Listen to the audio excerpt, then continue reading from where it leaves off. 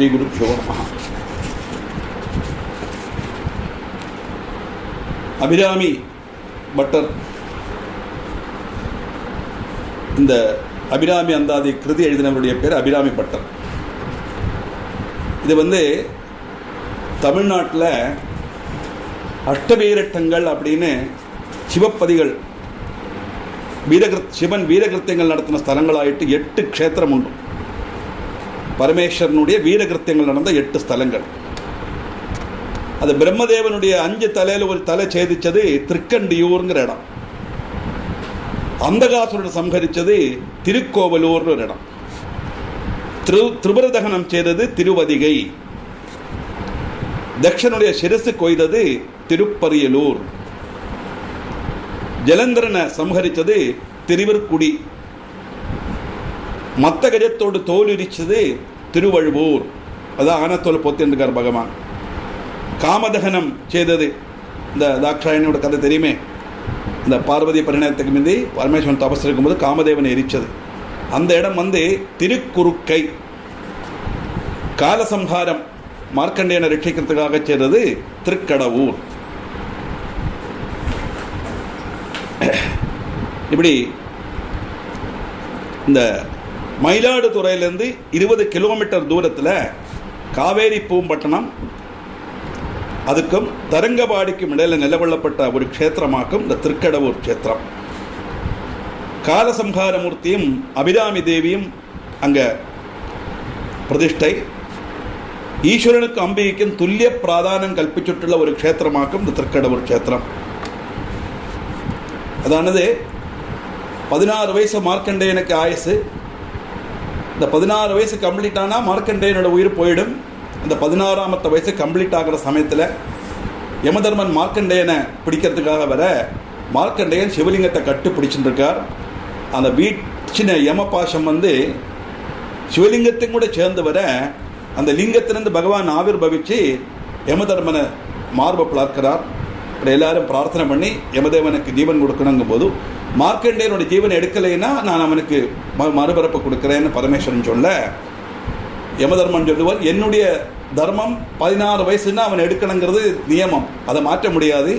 அதனால நீங்கள் அனுகிரகம் பண்ணி அவனுக்கு 16 வயசு கம்ப்ளீட் ஆகாமல் பார்த்துங்கோ, அவன் வரம் கொடுங்கோ அப்படின்னு சொல்ல, அவனுக்கு 16 வயசு கம்ப்ளீட் ஆகப்படாது அப்படின்னு 15 வயசு 29 நாள் தான் மார்க்கண்டேயனுக்கு ஆயுசு. 16 வருஷம் ஆயிடுத்துன்னா ஜீவன் போயிடும். அதனால மார்க்கண்டேயனை சிரஞ்சீவின்னு அங்கே லிஸ்ட்டில் சேர்க்கப்படாது. மார்க்கண்டேயன் சிரஞ்சீவி கிடையாது. அபத்தமாக நிறைய பேர் சங்கல்பெல்லாம் பண்ணும்போது சொல்கிறா மார்க்கண்டேயன் சிரஞ்சீவி அல்ல. சிரஞ்சீவினா பிராயமாகும், மரணம் கிடையாது, அதனால சிரஞ்சீவி. இவர் மரணம் இல்லாததுனால சிரஞ்சீவிங்கிற அப்படி அல்ல. மார்க்கண்டேயனுக்கு 16 வயசு ஆகாது. அப்படி மார்க்கண்டேயனுக்கு அனுகிரகம் பண்ணின ஒரு இடமாக்கும் இந்த திருக்கடவூர். இங்கே ராஜகோபுரம், மருத மண்டபம், மகாமண்டபம், இந்த கோவிலுடைய விசேஷங்கள்லாம் நிறைய இருக்குது. இங்கே சிவபக்தன்மார திருஞான சம்பந்தர், திருநாவுக்கரசர், சுந்தரமூர்த்தியனார் இவெல்லாம் தேவாரமும், சுப்பிரமணிய பக்தனான அருணகிரிநாதர் இங்கே திருப்புகழும் பாடி இந்த ஸ்தல பிராதானியத்தில் ஸ்துதிச்சதாயிட்டு வரலாறு. அது மட்டுமல்ல, குங்குலிய நயனார், காரிய நயனார் அப்படின்னு 2 சிவபக்தன்மார் பிறந்த இடம் இந்த திருக்கடவூர்.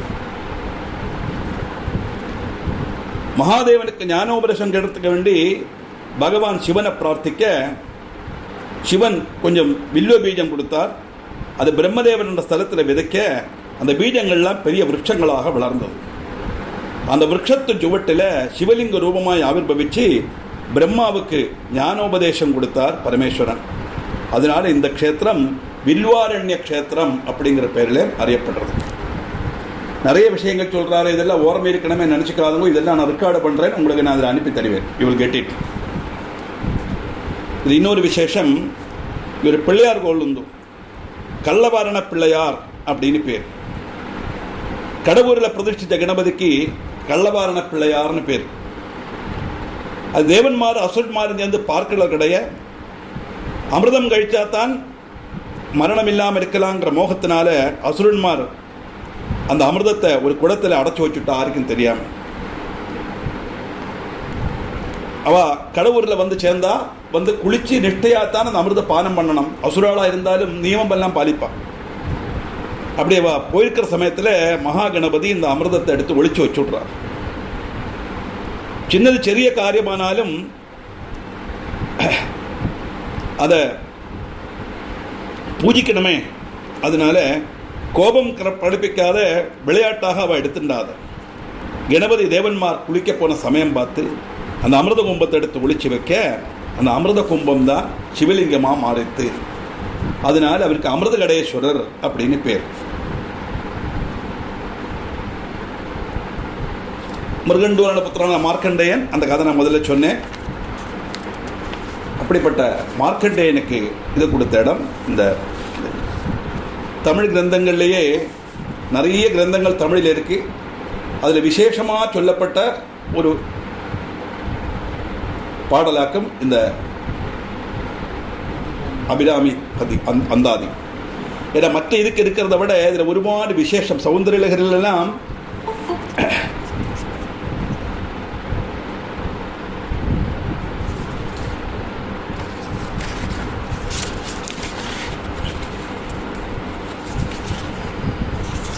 மந்திர சாஸ்திரத்துக்கெல்லாம் பிராதானியம் கொடுத்து சொல்கிறா.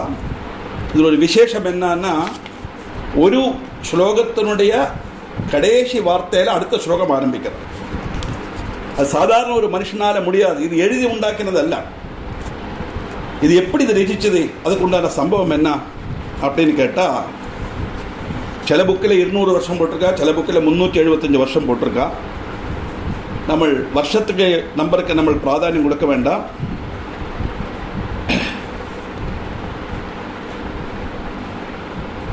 பாண்டியராஜா சரபோஜி மன்னன் ராஜ்யம் பறிச்சுருக்கிற காலத்தில் ஒரு நாளைக்கு தஞ்சாவூர் பரணம் பண்ணியிருக்கார் சரபோஜி மகாராஜா.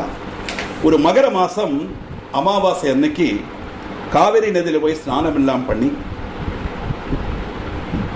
அந்த எப்படிப்பட்ட இடம்னா காவேரி நதி கடலில் சங்கமிக்கப்பட்ட இடமாக்கும் இந்த பூம்புகாரில் உள்ள அந்த இடம்.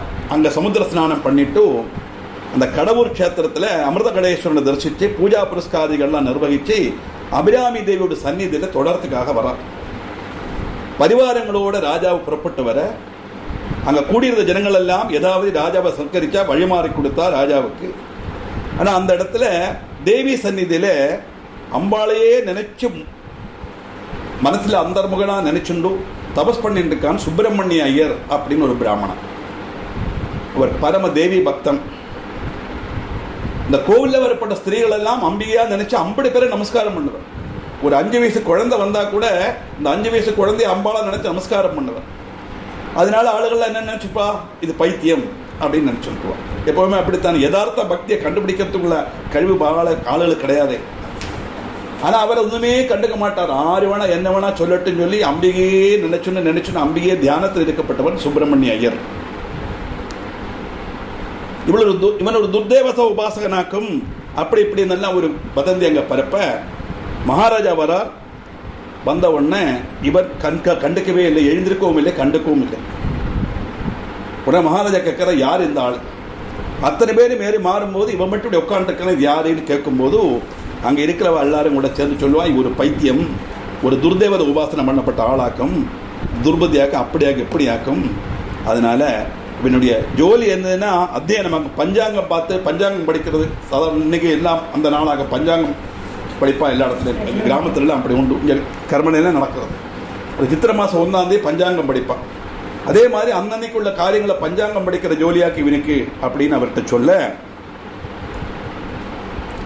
மகாராஜா பார்க்குறார், இவன் இப்படி இருக்கானே, வாஸ்தவமாக இவாலாம் சொல்கிறது சரிதானா, ஒன்று பரீட்சிக்கலாம் சொல்லிட்டு அவரோட காதில் போய் இதுக்கு என்ன திதி அப்படின்னு கேட்குறான். சுப்பிரமணியமோ அப்படியே மகர குண்டலத்தோட பௌர்ணமி சந்திர மாதிரி பிரகாசிக்கப்பட்ட அந்த அபிராமியை மனசிலே தியானம் பண்ணிட்டு இருக்கிற காரணத்தினால கேட்கறது என்ன திதின்னு கேட்டாவும் அவருக்கு அப்படியே நினைச்சினார். இலேச கண்ணை திறந்து பார்க்குறாரு, அம்பாளோட சூபம் முன்னக்கத்திலிருந்து மனசுக்குள்ளே தியானத்தில் இருக்கா பௌர்ணமி அப்படிங்கிற. என்னைக்காக்க முதல்ல சொன்னோம், மகர மாதம் அமாவாசை என்னைக்காக்கும் ராஜா அங்கே வரார். கோபம் வந்த மகாராஜா, இன்னைக்கு பௌர்ணமினா இன்னைக்கு சாயந்தரம் சந்திரனை உதிக்கணும், சந்திரன் உதிக்கலைன்னா உன்னை மரண சிக்ஷைக்கு விதியாக்கிடுவேன் அப்படின்னு சொல்ல, அவர் பாட்டில் போயிட்டார். தியானத்திலிருந்து வெளியில் வந்தார் சுப்பிரமணியம். அவ்வளோ பேரும் சொல்கிறான், என்ன ஒரு அபத்தம் ஆகிப்போச்சே, இன்றைக்கி ஆனால் அமாவாசை இல்லவா, இன்றைக்கி பௌர்ணமி சொன்னேன்ல, எப்படி ராஜ்யம் உதிக்கும் அப்படிங்கும்போது, நான் எப்படி சொன்னேன்னா எனக்கு ஞாபகம் இல்லைன்னு அம்பாளோட சந்நிதியில் போகிறார். அம்பாளை தொடரார். இது நான் சொன்னதல்ல, நீ என்னை கொண்டு சொல்லி வச்சது, அதனால என்ன உண்டோ அந்த தீர்மானம் நீ எடுத்துக்கோ அப்படின்னு சொன்னார். அதுதான் அந்த திருட பக்திங்கிறது. கொஞ்சம் கூட பயப்படலை. மரண சிக்ஷைனா மரண சிக்ஷை, தேவி சொல்ல சொன்னா நான் சொன்னேன், நான் சொன்னது அல்லவே அப்படின்னு போக அங்கே ஒரு அக்னிகுண்டத்தை வச்சு அதுக்கு மேலே 100 கயரா பிரித்து ஒரு ஊஞ்சால் மாதிரி கட்டி அதில் இவர் நிறுத்தியிருக்கார். கீழே மட்டும் அக்னி. இவர் என்ன பண்ணார், அங்கே இருந்தார். இன்னைக்கு சாயந்தரம் சந்திரன் உதிக்கலைன்னா அந்த கயரை வெட்டுவா, அவர் அப்படியே அக்னிக்கு இரையாயிடுவார். இவர் பார்த்தார், நான் அம்பாளை ஸ்துதிச்சு ஓரோ பதிகம் பாடுவேன், ஓரோ ஸ்லோகம் சொல்லுவேன், ஓரோ ஸ்லோகம் சொல்லும்போது ஓரோ கயரா முடிச்சு. அப்படி 100 ஸ்லோகம் சொல்லும்போது 100ஆமத்த கயர் முடிச்சானா இந்த 100 பிரி இல்லையா, அவர் கீழே விழுந்துருவரே. கொஞ்சம் கூட மரணத்தை பயப்படலையாம் சுப்பிரமணிய ஐயர். ஏன்னா அம்பாள் மேல திருட பக்தி இருக்கிறதுனால மரணத்தை பற்றி அவருக்கு கவலை இல்லை. அப்படி இருந்து 50 ஸ்லோகம் கழிஞ்சாச்சு. நேரம் வைகிறது, சூரியன் அஸ்தமிச்சாச்சு. அத்தனை பேரும் பார்த்துட்டு இருக்கா. சக்கரவாளத்தில் சூரியன் இல்லை, சந்திரன் உதிக்காது, அமாவாசை இல்லவா. ராஜாவோட வரிசிக்ஷை வரப்போறதேன்னு அத்தனை பேரும் பார்த்துட்டு இருக்கா. சிலவாளுக்கெல்லாம் சந்தோஷம், சிலவாளுக்கெல்லாம் மன வருத்தம். எனக்கு எப்பவுமே 2 பட்சத்தில் ஆளுகள் இருப்பாளே, நன்மையும் திண்மையும் 2 சேர்ந்துதான் இருக்கும். அதெல்லாம் அந்த கதைகள்ல தெரியறது. அப்படி வரிசிக்ஷைக்கு தயாரா இருக்கும்போது அவர் நிறுத்தாம 78 ஸ்லோகங்கள் ஜெயிச்சார். இந்த 78ஆமத்த ஸ்லோகம் சொன்ன உடனே அம்பாளுடைய கண் பார்வை அவருக்கு தெரியுது. 79ஆமத்த ஸ்லோகம் சொன்னதும் அப்படியே அம்பாள் பிரத்யட்சப்பட்டா. தன்னுடைய இடது காதிலேருந்து அந்த தோடை எடுத்து வலிச்சு இப்படி எறிய, அது அப்படியே சக்கரவாளத்தில் உருண்டு சந்திரனை மாதிரி பிரகாசிச்சு பூர்ணச்சந்திரனாக வந்தது. இதை கொட்டாரத்திலிருந்து பார்க்கிறார் சரபோஜி மகாராஜா. நேர ஓடி வரார். ஓடி வந்து இவருடைய காலில் விழறதுக்கு வரார். அந்த நேரத்தில் அம்பாள் பார்த்தா, பாக்குள்வாளுக்கு தரிசனம் கொடுக்க வேண்டிய அவசியம் இல்லையே, பக்தனுக்கு தானே தரிசனம் கொடுக்கணும். வாய்ச்சோர்ந்த மன்னனிடம் குறியாங்கையா மெய்யே என்றிருவோம் அப்படின்னு சொல்லிட்டு போனா. அதானது, ஏ பக்தா, ராஜாவிட்ட வாயிடறி நீ சொன்னா இல்லவா, அபத்தத்தை நீ ராஜாட்ட சொன்னியே, நீ சொன்ன அந்த வாக்கை நான் உண்மையாக்கி இருக்கேன் அப்படின்னு சொல்லி போனதாயிட்டு இந்த 79ஆமத்த ஸ்லோகத்தில் வருது. அப்படி நீ இந்த ஆரம்பிச்ச அந்தாதியை பூர்த்தி ஆக்கிக்கோ, சந்திரன் விட்டு விட்டுறாதே, நீ 100 பூர்த்தி ஆக்கிக்கோ அப்படின்னு சொல்ல 79 கயரைத்தான் வெட்டினா. 79ஆமத்த கயர் வெட்டும் போதும் அங்கே அம்பாள் பிரத்யட்சமாயிட்டா. அப்படியே வந்தார். சாப்பிட்டாக நமஸ்காரம் பண்ணி, இப்படி இவ்வளவு தூரத்துக்கு உள்ள கழிவுள்ள ஒருத்தரை போய் நான் அவமானிச்சுட்டேனே அப்படின்னு சமாபனம் கேட்டு அவருக்கு அபிராமி பட்டர் அப்படின்னு பட்டம் கொடுக்கிறார் சரபோஜி மகாராஜா. அப்படி அபிராமி பட்டரால ரசிக்கப்பட்ட காரணத்தினால்தான் இதுக்கு அபிராமி அந்தாதி அப்படின்னு பேர் வர காரணம். அப்புறம் அந்த கோவிலுக்கு நிறைய வழிபாடுகள்லாம் செய்தார்லாம் சம்பவத்தில் வருது. நமக்கு வேண்டது இந்த அபிராமி அந்தாதி விதிச்சதனுடைய சந்தர்ப்பம், அதனுடைய கதை, காரியம் என்னங்கிறது தான் நமக்கு அதில் வர. அப்படிப்பட்ட விசேஷமான கிரந்தம் இந்த அபிராமி அந்தாதி.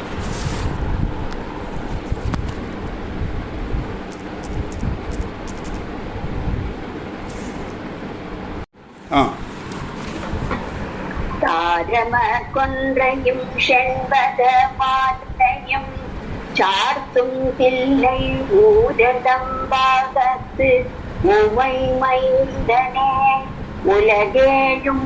உலகேயும் பெற்ற சீர் அபிராமி அந்தாதி எப்போதும் என் சிந்தையுள்ளே காரமனே நீ கணபதியே நிற்க கட்டுரையே. உதிக்கின்ற செங்கதிர் புற்று திலகம் உணர்வுடையோர் மதிக்கின்ற மாணிக்கம் மாதுளம் போத மலர்கமலை துதிக்கின்ற மின்குடி வெண்கடி குங்கும தோயம் என்ற விதிக்கின்ற மேனி அபிராமியந்தன் விழுத்துணையே.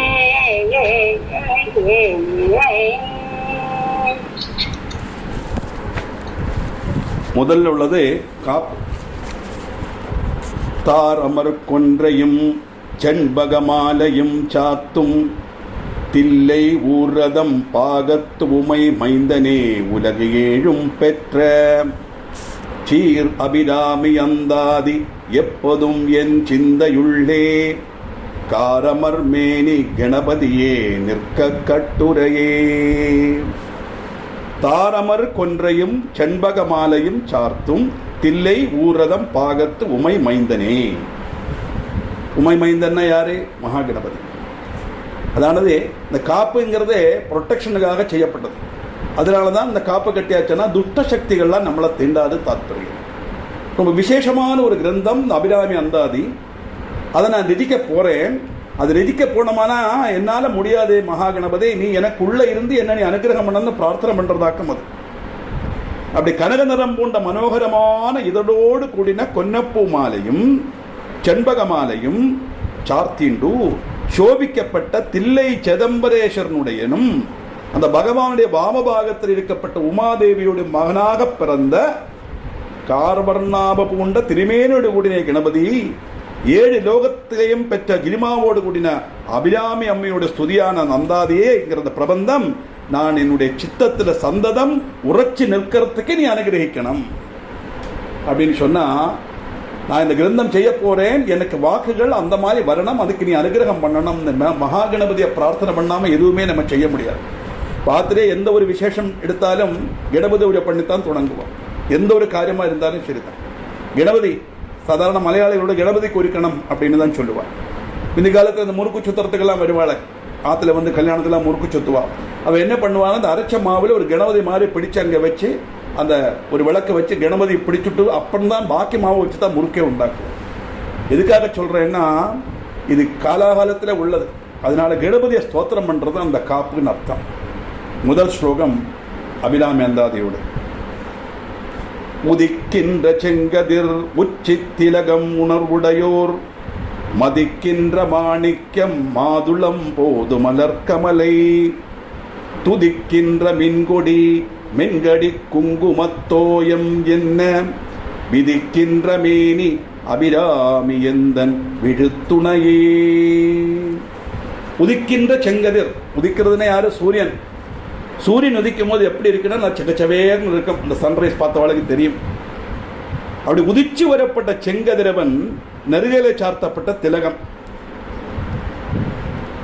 பண்டிதன்மாரெல்லாம் மதிக்கப்பட்ட மாணிக்கம், உணர்வுடையோர் மதிக்கின்ற உணர்வுடையோர்னா விஷயம் தெரிஞ்சவான் அர்த்தம். மாதுளம் போது, மாதுளம் அரும்பு, மலர் மாலை, துதிக்கின்ற மின்கொடி, தாமரப்பூவாகப்பட்ட லட்சுமி தேவியா ஸ்துதிக்கப்பட்ட மின்னல் கொடி, மிருதுள பரிமளமான குங்கும குழம்பு. இப்படிப்பட்ட வஸ்துக்களை போல சாஸ்திரங்களில் விதிச்சிருக்கப்பட்ட அருணாப பூண்ட கலேபரத்தோடு கூடின அபிராமி. கலேபரம்னா சரீரம். அம்பாள் சரீரம் எப்படி இருக்கும்? அருணாம் கருணாதரங்கிதாட்சேம் திருத பாஷாங்குஷ புஷ்பபாணஜாபாம் அணிமாதி விராவிரதாம் மயூகை அகமித்யேவ விபாவயே பவானீம். அப்படிப்பட்ட அம்பையான பாவிக்கிறேன்னு சொல்லித்தானே ஸ்லோகம் சொல்றோம் இல்லையா? இந்த அருணிமைங்கிறது அம்பாளுடைய நிறம். அந்த நிறம் எப்படி இருக்குங்கிறதாக்கு இங்கே வர்ணனை வந்தது. அப்படிப்பட்ட அழகான சரீரத்தோடு கூடின அபிராமி என்னைக்கும் எனக்கு துணையாக இருப்பள்.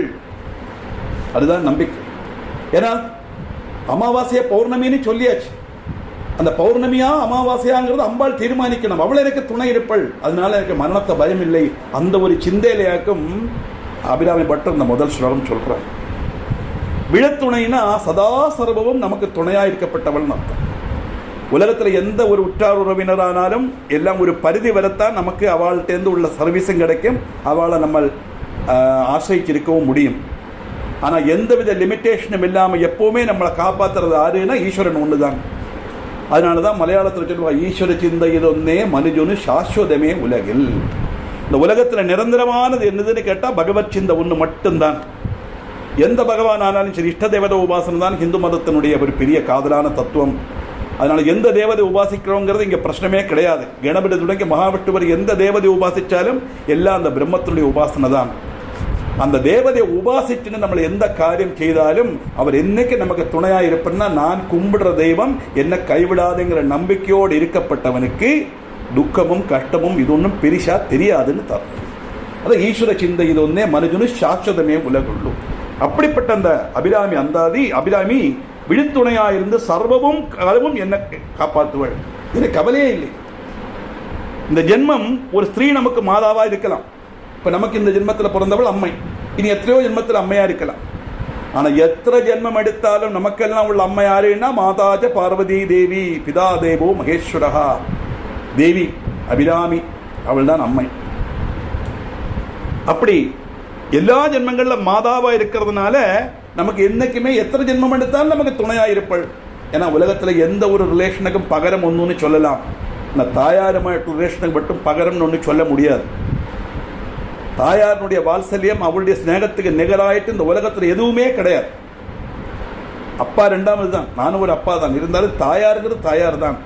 ஏன் இவ்வளவு ஆதா சொல்கிறோம்னா, நம்ம அதனால தான் அம்பாளை நம்ம தாயாராக நினச்சிக்கிறோம்.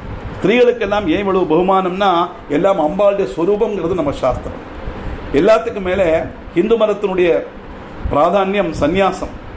ஒருத்தன் சந்நியாசம் சுவீகரித்தா அவனுக்கு எல்லா ரிலேஷனும் போயிடும். துறவின்னு தமிழில் சொல்கிறோம் இல்லையா, ஆனால் தாயாருமாയിട്ടുள்ள ரிலேஷன் மட்டும் அவனுக்கு போகாது. அதனால் தாயார் காலமான கர்மம் பண்ண சன்னியாசி வரணும். ஒரு சன்னியாசி சுவீகரித்து வீட்டுக்குள்ளே வந்தானா அப்பா சன்னியாசி நமஸ்காரம் பண்ணணும். அங்கே அப்பா பிள்ளை கிடையாது, அவர் சன்னியாசி. எத்தனை வயசானாலும் பிரசிடென்ட் ஆஃப் இந்தியா ஆனாலும் அந்த 16 வயசு பிள்ளைய தான் நமஸ்காரம் பண்ணணும். ஆனால் சன்னியாசி தாயார் நமஸ்காரம் பண்ணணும். 2 பேரை தான் சன்னியாசி நமஸ்காரம் பண்ணலாம். ஒன்று தன்னுடைய தாயார், என்னுடைய தன்னுடைய குருநாதன். வேற பூமியில் உள்ள எந்த மனுஷனையும் சன்னியாசி நமஸ்காரம் பண்ணக்கூடாது, பீடாதிபதி. ஏன் அப்படின்னா அதை சொல்றார், அந்த கர்ப்பம் தரிச்ச காலத்திலிருந்து அந்த குழந்தைய பிரசவித்து எடுக்கிற சமயத்தில் அவள் பண்ணின அனுபவிச்ச வேதனை, அந்த கர்ப்ப காலத்தில் அவள் இந்த குழந்தைக்காகவே வாழ்ந்து தன்னுடைய ஆகாரத்தை எல்லாம் கட்டுப்படுத்தி ஒரு ஸ்டெப்பு நடந்தால் கூட குழந்தைக்கு என்ன ஆயிடுமோன்னு பார்த்து உதரத்தில் வச்சு அந்த குழந்தையை காப்பாற்றி பிரசவ வேதனை மரண வேதனை அனுபவித்து மறுபிறவி எடுத்து வந்து அந்த குழந்தையை பெற்றெடுக்கிறாளே, அந்த இதுக்கு நிகராயிட்டு, அந்த வேதனைக்கு நிகராயிட்டு, அவள் பட்ட கஷ்டத்துக்கு நிகராயிட்டு ஒரு மனுஷனால் என்ன செய்ய முடியும்? அது ஆதிசங்கர் மாதர் பஞ்சகத்தில் கேட்குறார். அம்மா தாயே முத்தே மணியே கொஞ்சினியே அந்த வாக்கி நான் போடுறேன் பாரு, தண்டுல மேவ சுஷ்கம்னு வாக்கரிசி போடும்போது அழுதுண்டே பாடுறதாயிட்டு வர்றது. அதில் ஆதிசங்கரே அழுதாருன்னா அங்கே ஆதிசங்கரர் லோக குருவா இல்லை, ஒரு தாயாருக்கு மகளாக பிறந்திருக்கிறார். அதுதான் பட்டினத்தாரும் சொன்னார், 5 திங்களாய் அங்கமெல்லாம் நுங்கு பெற்று எப்பிறப்பில் காண்பேன் இனி கனகமுலை தந்தாளே எப்பிறப்பில் காண்பேன் இனி. 5 10 திங்கள்னா மாதம். 10 மாதம் சுமந்து எனக்கு முலையூட்டி என்னை வளர்த்தினாலே பாலூட்டி சீராட்டி அந்த தேவதை நான் எப்படி பார்ப்பேன் அப்படின்னு கேட்குறோம். ஏன்னா வர வழி இல்லை, கர்மம் பண்ணித்தான் ஆகணும். விறக வச்ச உடனே விறகம்பட மாற்றிட்டு பசும் கதலி தண்டை வச்சு அது மேலே படுக்க வச்சு பாசுரம் பாடி, முன்னை இட்டத்தை முப்பரத்தினில் பின்னை இட்டத்தை தென்னிலங்கையில் அன்னை இட்டத்தை அடிவயிற்றில் யானை மிட்டத்தை மூழ்கவே என பாடினதும் பசும் கதலை தந்து தீப்பற்றி இருந்து அந்த சரீரம் ஜடலம் சிதிலமாச்சு அப்படின்னு பட்டினத்தாரோட சரித்திரத்தில் வருது. எதுக்காக அதை சொல்கிறேன்னா, அப்படிப்பட்ட அம்மையை எப்படி பார்த்துக்கணுங்கிறது தெரியணுமானா இந்த மாதிரி விஷயங்கள்லாம் குழந்தைகளுக்கு சொல்லிக் கொடுக்கணும். அப்படி இருக்கும்போது இந்த ஓல்டேஜ் ஹோமோடெல்லாம் அவசியம் வராதுன்னு தான். நிவர்த்தி இல்லாத போல அது வேறு விஷயம், நான் அதை பற்றி கமெண்ட் பண்ணலை. ஆனால் பலருக்கும் தாயாருடைய இது தெரியாமைக்கு பல கஷ்டங்களும் பலரும் கஷ்டப்படப்பட்ட ஃபேமிலியில் இருக்குது. இதெல்லாம் சன்னியாசி யோகத்தில் கூட அந்த சன்னியாசி கர்மம் பண்ணணும்னு சொன்னால் அந்த தாயாருக்கு எம்பிட்டு தாற்பயம் பாருங்க. அப்படிப்பட்ட தாயாரான எத்தனை ஜென்மம் எடுத்தாலும் தாயார் இருக்கப்பட்ட அந்த அபிராமி நமக்கு வழித்துணையாக இருப்பள் அப்படிங்கிறது அவருடைய தீர்மானம் மட்டுமல்ல, நமக்கு அது கொடுக்கப்பட்ட ஒரு உபதேசமும் கூடிய ஆக்கும். அதனால் அம்பாளை வழிபட்டு அம்பாளை தொழுதுண்டிருக்கப்பட்ட ஒரு மனுஷனும் வாழ்க்கையில் எல்லாம் உனக்கு எல்லாம் போயிடுத்தே ஒன்றுமே இல்லையேன்னு நினச்சி கஷ்டப்பட வேண்டிய அவசியம் இல்லை. கஷ்டங்கள் துக்கங்கள் எல்லாம் வரும். புண்ணியா புண்ணிய பலப்பிரதாய நமஹ லலிதா சகஸ்ரநாமத்தில் வர மாதிரி பாப புண்ணிய மிஸ்ரமான மனுஷ ஜென்மத்தில் கஷ்டங்கள் எல்லாம் வரத்தான் செய்யும். அந்த கஷ்டங்கள் எல்லாம் ஒதுக்கி நிறுத்திட்டு ஈஸ்வர விசாரத்தோடு நம்ம இருந்தோமானா நிச்சயம் நமக்கு ஒரு நல்ல கதி கிடைக்குங்கிறது தான் இந்த ஸ்லோகத்தில் சொல்லப்பட்டது. இப்படி பல விஷயங்களை வச்சு சொல்லப்பட்டது தான் இந்த அபிராமி அந்தாதி. அது மேற்கொண்டு என்ன இருக்குங்கிற ஸ்லோகத்தை நம்ம அடுத்த கிளாஸில் பார்க்கலாம்.